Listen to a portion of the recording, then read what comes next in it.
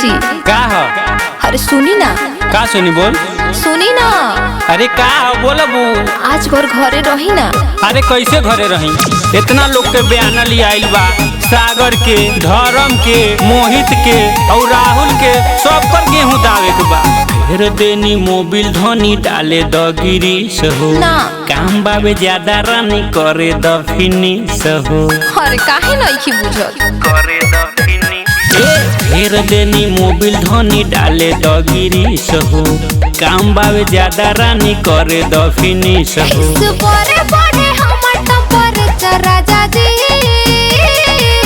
तू तारा तो दिन चलावे लो थ्रेसर राजा जी, तू तारा तो दिन चलावे लो थ्रेसर राजा जी।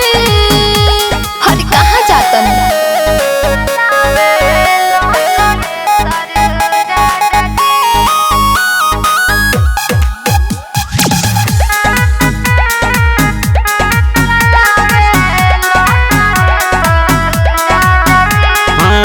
काम नहीं करब तो चली कैसे घर हो, हफ्ता में 2 बेर जालू पार्लर हो।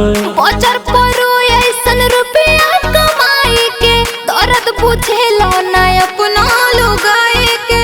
अरे सब बुझता काम न करब तो चली कैसे घर हो, हफ्ता में 2 बेर जालू पार्लर हो। बचर परो ऐसन रुपया कमाई के बुझेला दर्द ना अपना लुगाए के। ना डालो ये तना दिमाग पर राजा जी, तू तारा तो दिन चलावे लो थ्रेसर राजा जी, तू तारा तो दिन चलावे लो थ्रेसर राजा जी। हर एक दिन तो घरे रही।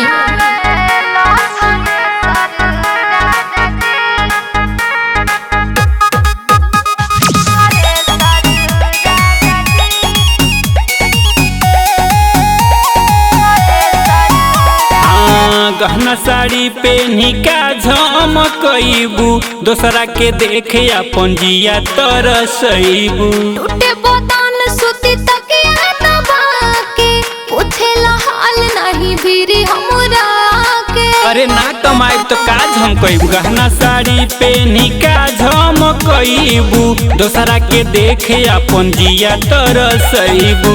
टूटे बदन सुती तकिया दबा के पूछेला हाल नहीं भीरी हमरा के। रोहित रामा शंकर बड़े तो से बेटर राजा जी, तू तारा तो दिन चलावे लो थ्रेसर राजा जी, तू तारा तो दिन चलावे लो थ्रेसर राजा जी। और जाई ओनिए रही।